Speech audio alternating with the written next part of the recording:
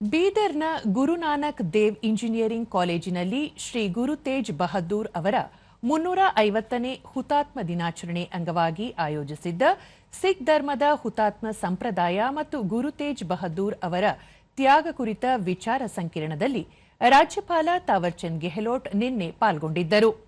ಇದೇ ವೇಳೆ ರಾಜ್ಯಪಾಲರು ಗುರುದ್ವಾರಕ್ಕೆ ಭೇಟಿ ನೀಡಿದರು.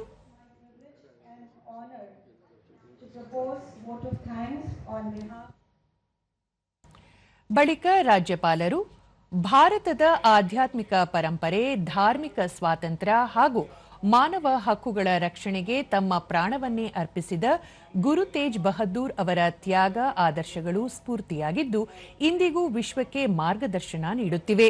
ಭಾರತದ ಆಧ್ಯಾತ್ಮಿಕ ಪರಂಪರೆ, ಧಾರ್ಮಿಕ ಸ್ವಾತಂತ್ರ್ಯ ಮತ್ತು ಮಾನವನ ಘನತೆಯ ಅಮರ ಸಂಕೇತವಾಗಿದೆ ಎಂದರು. ಜಗತ್ತಿನಲ್ಲಿ ಅಸಹಿಷ್ಣುತೆ, ಹಿಂಸೆ, ಮತಾಂಧತೆ ಹೆಚ್ಚುತ್ತಿರುವ ಸಮಯದಲ್ಲಿ ಗುರು ತೇಜ್ ಬಹದ್ದೂರ್ ಅವರ ಜೀವನ ಮತ್ತು ಸಂದೇಶ ಹೆಚ್ಚು ಪ್ರಸ್ತುತವಾಗಿದೆ.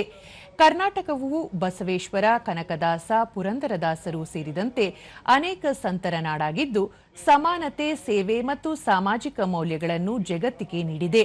ಬೀದರ್ ಭಾರತದ ಆಧ್ಯಾತ್ಮಿಕ ಏಕತೆಯ ಪ್ರತೀಕವಾಗಿದೆ. ಗುರುನಾನಕ್ ದೇವ್ಜಿ ಅವರ ಸೇವೆ ಮತ್ತು ಕರುಣೆಯ ಸಂದೇಶ ಸಾರಿದ पवित्र क्षेत्रवाಗಿದೆ ಎಂದು ತಿಳಿಸಿದ್ದಾರೆ. विचार विमर्श करने का अवसर प्रदान किया है। साथ ही गुरुद्वारा श्री नानक जीरा साहिब बीदर का भी मैं आभार व्यक्त करता हूं, अभिनंदन करता हूं, जिनके सहयोग से इस संगोष्ठी को ऐतिहासिक एवं आध्यात्मिक गरिमा प्राप्त हुई है।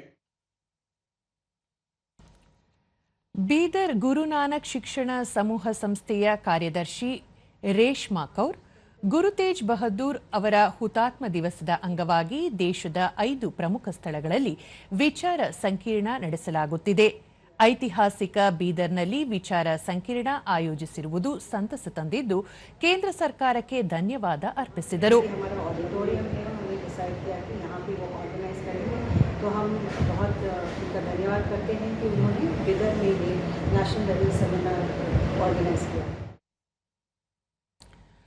ಉಪನ್ಯಾಸಕರಾಗಿ ಭಾಗವಹಿಸಿದ್ದ ದೆಹಲಿ ವಿಶ್ವವಿದ್ಯಾಲಯದ ಪ್ರೊಫೆಸರ್ ಧರ್ಮೇಶ್ ಸಿಂಗ್, ಗುರು ತೇಜ್ ಬಹದ್ದೂರ್ ಅವರ ಹುತಾತ್ಮ ದಿನಾಚರಣೆ ಅಂಗವಾಗಿ ದೇಶದ ವಿವಿಧೆಡೆ ವಿಚಾರ ಸಂಕಿರಣ ಆಯೋಜಿಸಲಾಗುತ್ತಿದೆ ಎಂದರು.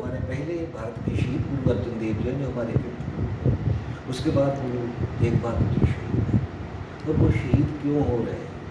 वो शहीद इसलिए हो रहे हैं कि उस टाइम मुगलों ने, औरंगजेब मुगल बादशाह थे उस टाइम, उन्होंने हिंदू धर्म के खिलाफ बहुत काम किया. उन्होंने जिनेऊ उतारे और सभी को कहा कि आप कन्वर्ट हो जाइए, हिंदू से मुस्लिम बन